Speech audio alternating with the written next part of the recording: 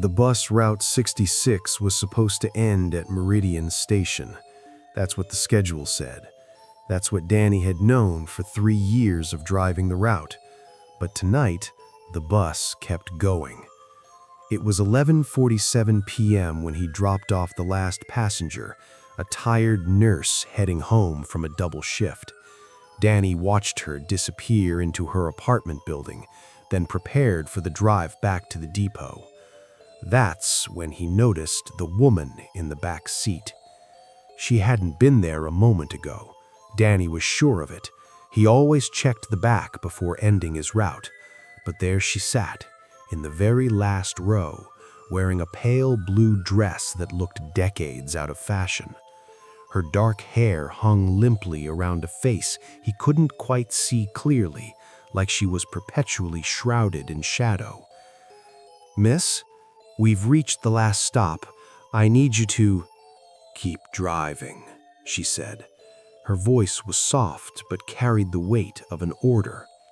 Danny's hands, moving of their own accord, put the bus in gear. They turned away from the route that would take them back to the depot and headed north instead, toward the old industrial district that had been abandoned for years. "Ma'am, I can't." But he could.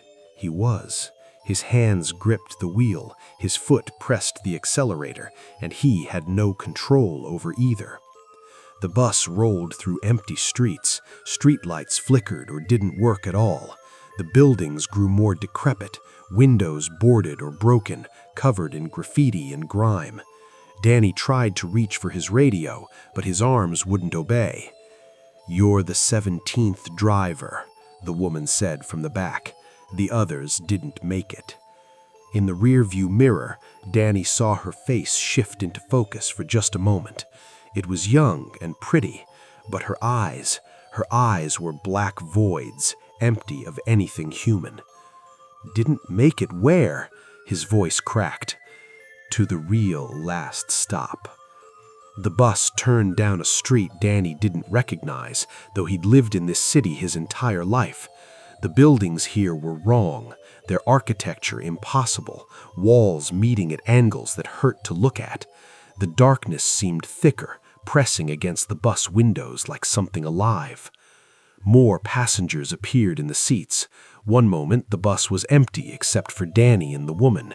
The next, every seat was filled.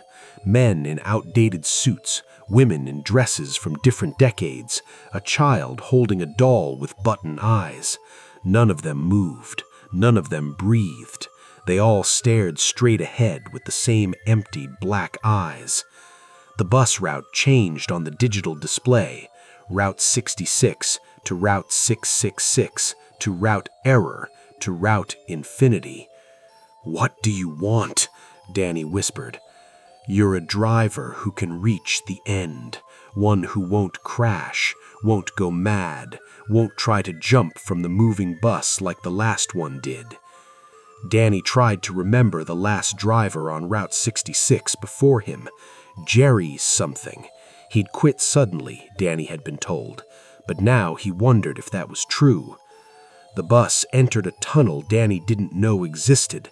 The walls were slick and pulsing, like they were made of living tissue. The fluorescent lights inside the bus flickered, and each time they went dark, the passengers looked different, more decayed, more dead. The child's doll now had human teeth. The businessman's suit was stained with something dark and wet. "Each driver gets us closer," the woman continued. "The first one only made it past Jefferson Street before the bus crashed. The second reached the old factory. The third—" "I don't want to know," Danny said, but his voice sounded far away, like it was coming from someone else. The tunnel opened into an impossible space, a vast underground chamber where dozens of buses sat parked in neat rows. Each one was covered in rust and grime, windows shattered, doors hanging open like screaming mouths. Drivers sat behind the wheels of each bus, slumped over, mummified by time. "The real last stop," the woman said, standing now at Danny's shoulder, though he hadn't heard her move. the place all routes eventually lead, where everyone's journey ends. The living passengers on his bus began to stir. They stood in unison, swaying with the motion of the vehicle. Their mouths opened, and a sound came out, not speech, but a collective moan of hunger and longing. Danny's bus rolled to a stop in an empty space between two derelict vehicles. The doors opened with a panic hiss.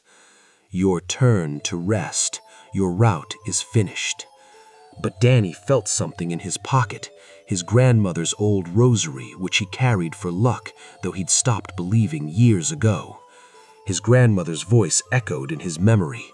Sometimes the old protections still work, even when faith is gone. He grabbed the rosary and held it up. The woman recoiled, her face contorting into something monstrous. The passenger shrieked. The bus shuddered. Danny's body was suddenly his own again. He slammed his foot on the accelerator, yanking the wheel hard left. The bus lurched forward, tires squealing. Behind him, the passengers lunged, their hands grasping, but he kept the rosary raised. Danny drove wildly through the impossible space, searching for the tunnel exit. The other buses began to move, their dead drivers jerking to life, pursuing him, but Danny's bus was newer, faster. He saw the tunnel opening and aimed for it. The woman appeared suddenly in front of him, hovering in the air just beyond the windshield. "You can't leave. The route always completes." "Then I'll make a new route," Danny said, and he drove straight at her. She vanished with a scream. The bus shot through the tunnel, the walls collapsing behind them. Danny drove blindly, the rosary burning hot in his hand, until suddenly he was on Meridian Street, the normal Meridian Street, with working streetlights and the familiar skyline. The depot was ahead. The clock on the dashboard read 11:49 p.m. Only 2 minutes had passed. Danny parked the bus and sat shaking for 10 minutes before he could move. When he finally stepped off, he found the passenger log on his clipboard. According to the log, he'd only had one passenger all night, the nurse. No one else, nothing else. He quit the next morning. They found a new driver, a young guy named Marcus, who was eager for the route. Danny almost warned him. But what could he say? That reality had a fault line and Route 66 ran along it? That every 17th driver was tested to see if they could reach the real last stop? He stayed quiet and moved to another city. But sometimes, late at night, Danny wakes from dreams of an underground garage full of rusting buses and dead drivers. In these dreams, he's back behind the wheel, and the route number keeps changing, cycling through numbers and symbols that shouldn't exist. And always, in the rearview mirror, Danny sees the woman in the pale blue dress sitting patiently in the back row, waiting for the next driver, waiting for the route to complete.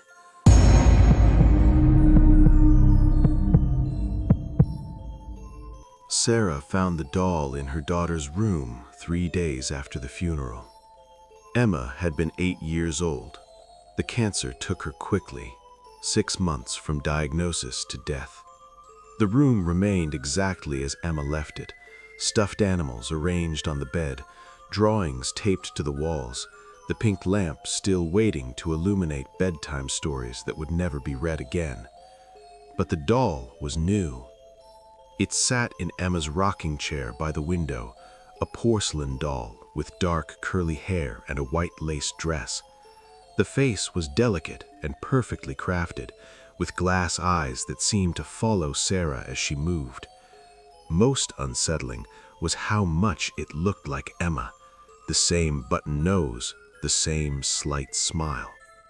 Sarah's husband, Michael, insisted he hadn't bought it. None of Emma's grandparents had either. It simply appeared, as if Emma herself had placed it there. That night, Sarah heard the rocking chair creaking. She stood in the hallway, listening to the steady rhythm, back and forth, back and forth.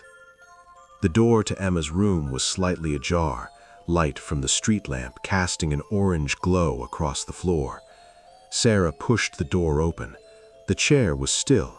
The doll sat exactly where she'd left it. But when she turned to leave, she heard it again, the unmistakable creak of wood on wood. She spun back, but the chair was motionless. The doll's glass eyes gleamed in the dark. "I'm going insane," she whispered to Michael when she crawled back into bed. "It's grief," he said, holding her. "It makes us see and hear things." But over the following days, the occurrences multiplied. Sarah would find the doll in different positions, standing by the window one morning, sitting on the floor with Emma's other toys the next. Once she found it in the kitchen, propped against the sugar bowl, its small porcelain hand reaching toward Emma's favorite mug.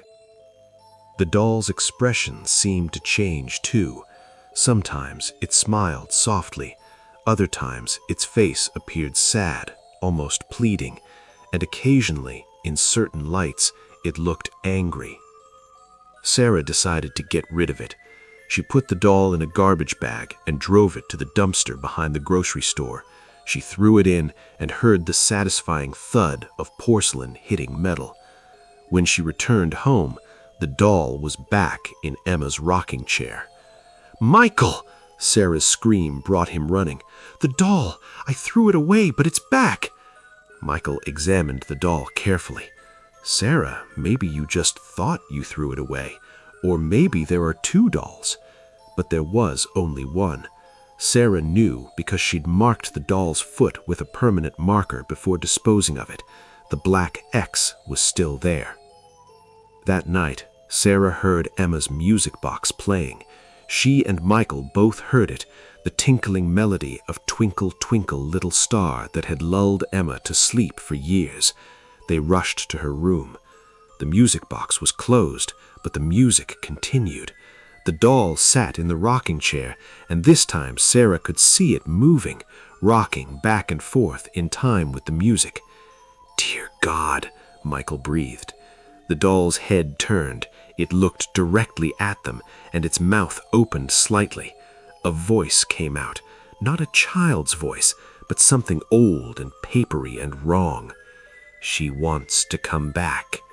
Sarah and Michael fled. They called the police, but by the time officers arrived, the doll was simply a doll again, inanimate, lifeless, just porcelain and cloth. "Grief can cause hallucinations," the officer said kindly. "Have you considered counseling?" They tried to leave the house entirely, booking a hotel room, but Sarah couldn't abandon Emma's room, Emma's things, the last physical traces of her daughter. They returned the next morning. The doll was gone. They searched everywhere, under beds, in closets, through the garage. Nothing. Relief flooded through Sarah. Perhaps whatever haunting had occurred was over.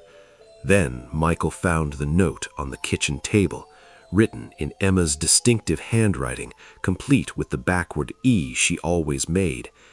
"The doll man came. He says I can come home now.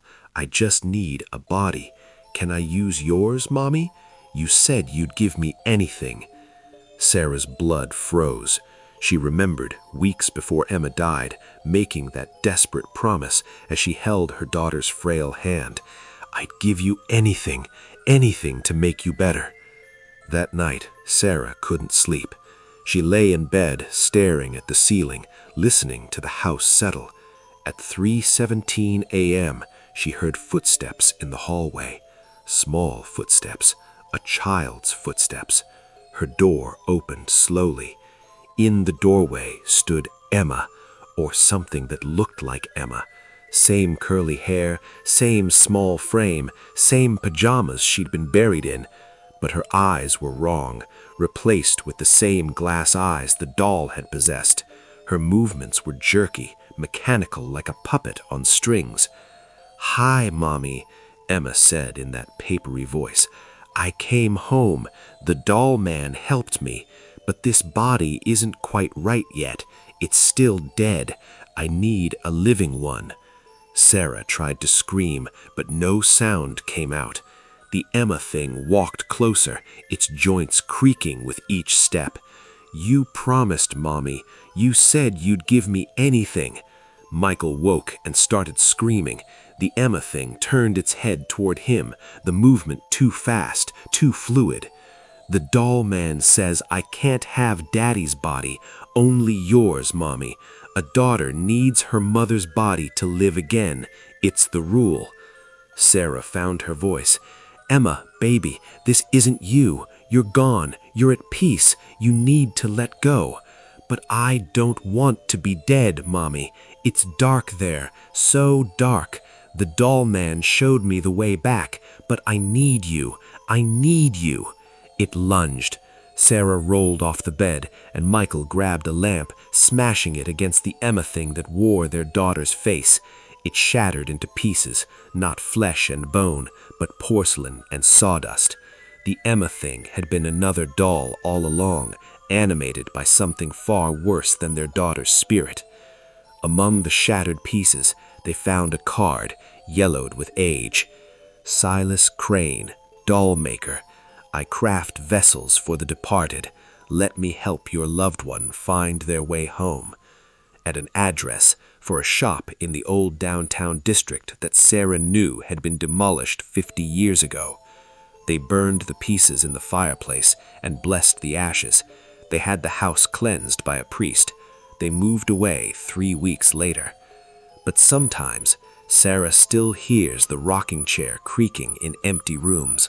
And sometimes, when she looks in the mirror, she sees her own eyes replaced with glass for just a moment and hears a papery voice whispering from inside her own head. "The doll man is patient, Mommy. He says all his dolls find their bodies eventually. He says I just have to wait, and we have all eternity." Sarah takes pills now to sleep, but even in her dreams, she feels something small and porcelain moving inside her chest, slowly making room, preparing for the day when Emma finally comes home.